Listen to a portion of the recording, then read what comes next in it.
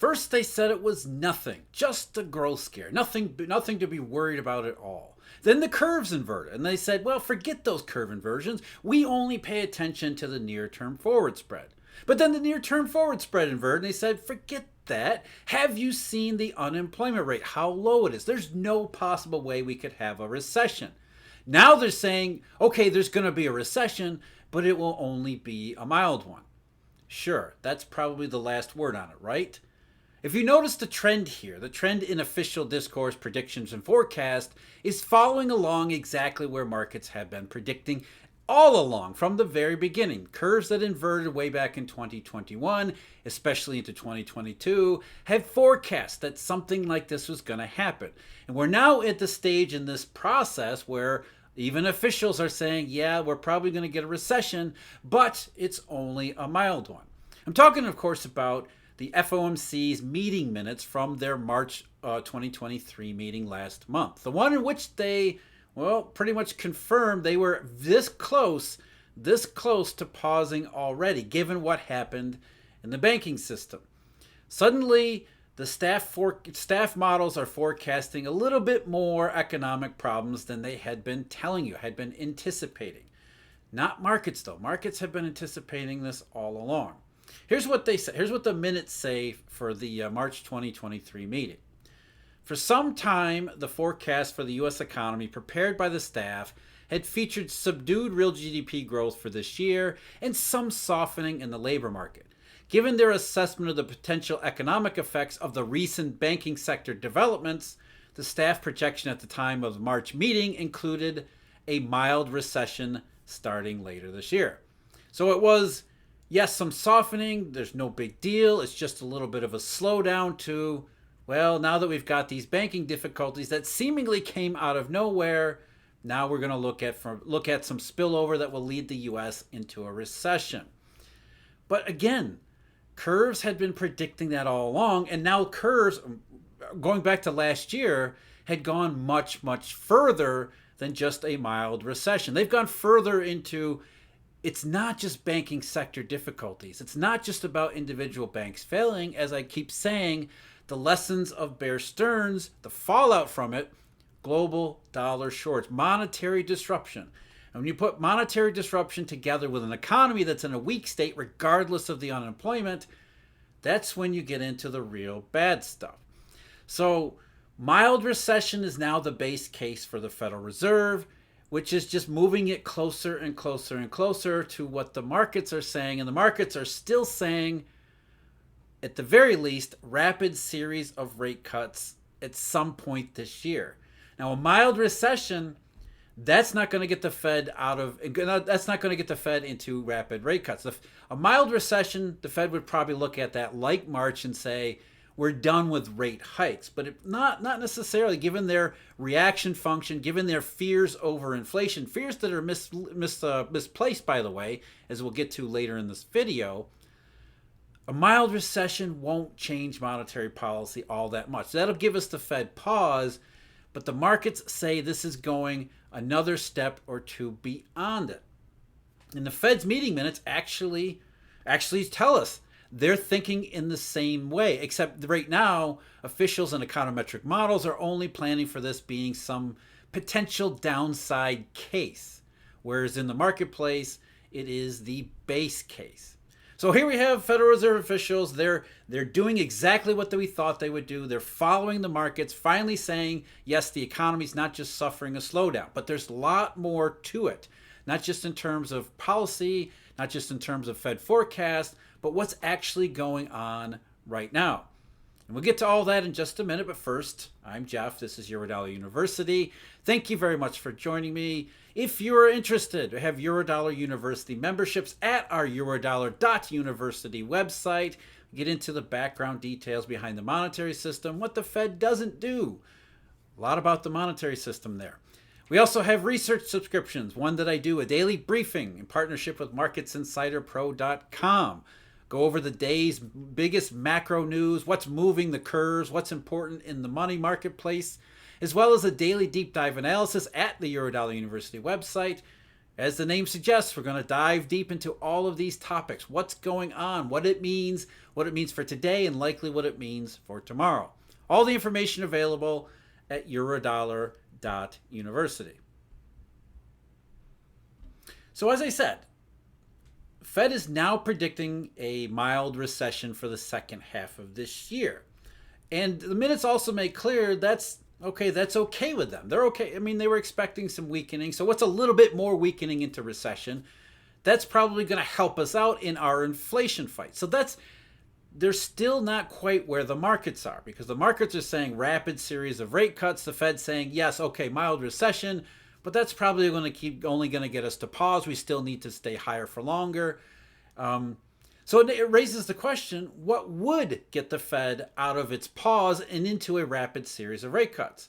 Well, let's ask the FOMC meeting minutes from last month, because they actually do spell it out here.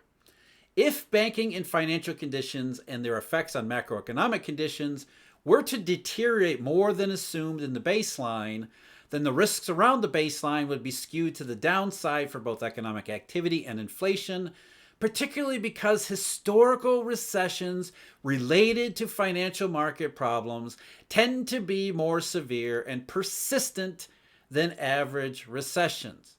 If that sounds familiar, that's the Fed talking about and describing our 2008 style scenario.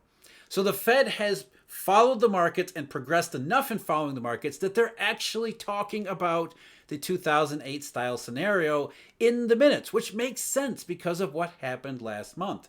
Even though they kept saying unemployment rate, you see this level of, in their words, banking difficulties, you can't help but start to begin planning and thinking ahead to, what if this continues? What if, just like 2008, we were wrong about thinking that it was the end with Bear Stearns. We were wrong, as the IMF said a couple days ago, in believing that these individual banks are all about individual banks and individual bank failures and individual problems. Maybe if there is a systemic issue or systemic fallout that at the very least from these things, it could have a 2008 style scenario impact on the real economy. Because as they said, historical recessions related to financial market problems tend to be more severe and persistent than average recessions. And there's your market curves.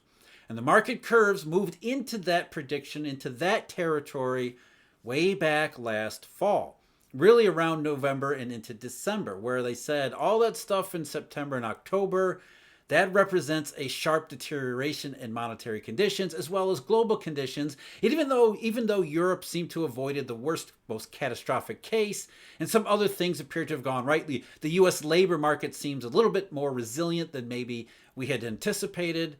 It doesn't matter in the long run. In the long run, bad money, bad economy, those collide, and even the Fed can now say and see there is a 2008 style scenario already on the table. They're not willing to concede that yet. Markets have conceded that for months, a high degree of probability. And as I said, there was that Wall Street Journal article I talked about before, where the Fed had already spilled the beans that they were thinking about a pause last month. That's contained in the minutes. Many participants remarked that the incoming data before the onset of the banking sector stresses had led them to see the appropriate path for federal funds rate is somewhat higher than their assessments at the time of the December meeting. That's the unemployment rate stuff, January payrolls, all that. But after incorporating the banking sector developments, not banking sectors, monetary developments, participants indicated that their policy rate projections were now about unchanged from December. Several participants noted that in their policy deliberations, they considered whether it would be appropriate to hold the target range steady at this meeting back in March. In other words, as I said, even given what happened with SVB and Signature, the Fed is not ready to cut rates. So we still have this discrepancy between the markets looking for a rapid series of rate cuts and the Fed saying, well, banking difficulties, even a mild recession, we're still going to hold rates steady. There's still more progression to go. There's still a bit of a disagreement. And as I'm trying to make very plain and clear here, the Fed follows the markets, not the other way around. It's been that way this cycle, just as it was the last cycle, 2019 and 2020, 2018, 2019, and 2020, really, as well as 2006, 7, and 8. We've been through this many times before. 2000 and 2001, the 21st century, the Fed follows the markets. Part of the problem that's bothering the marketplace, as I've been talking about all this week, more disruptions in the monetary system, particularly collateral. We had the major swap market warning, for lack of a better term, Friday, then especially Monday. We had major collateral upset of collateral run on Tuesday. Collateral runs in Japanese government bills both Monday and Tuesday. And today we've got it's Thursday. That means it's time for the regular 4 and 8 week bill auctions, because those happened every Thursday, apart from that one that had the glitch. And again, the results are astounding. We didn't have any zeros this time. The first time in 4 weeks we didn't have any zeros. But the 4-week auction, the high yield today was just 4.03%. 403. Remember, the current RRP is 480. That's 77 basis points of additional spread or discount, really, that the entire auction participation was willing to accept that much lower return just to get their hands on 4-week instruments. The median, 397. Holy cow. And if the Fed hikes rates again in less than a month, we're talking an RRP of above 5%. Unbelievable. So median of the 4-week auction was 397. The low yield was 350. So even that was low, even though it wasn't zero. The entire auction was well subscribed, well bid, because demand for collaterals through the roof. The 8-week auction was a little bit less.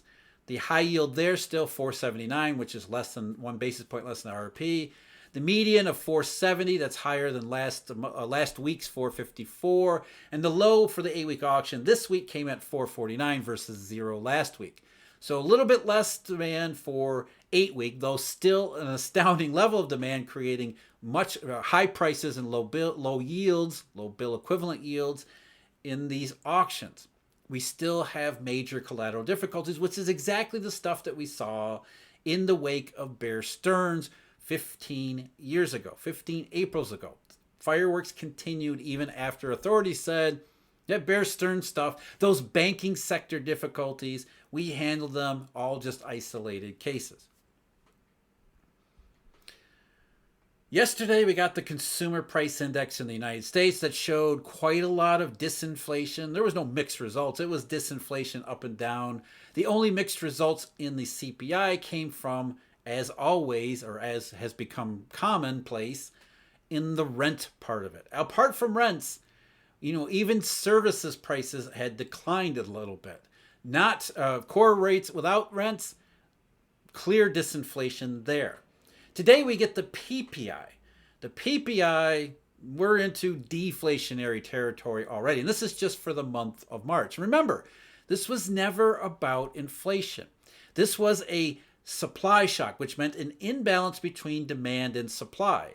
So the imbalance, too much demand for the ability of the global system to supply it, suddenly prices were the only way to adjust. They surged, went through the roof in 2020 into 2021. But then last year, even before the Fed started hiking rates, coincident to that spike in oil prices, coincident to the initial yield curve inversion, something changed. And you can see it very clearly in producer prices. They didn't start to fall off, didn't start to decline last March, but the trajectory of producer as well as consumer prices, but mostly producer prices, began to change. And then they changed again entering this year, which is beginning to look more like outright deflation than not. The prospects for outright deflation in producer prices have gone way up because it's about demand falling off, not inflation, not the unemployment rate. It's not Phillips curve stuff, just the other side of the supply shock.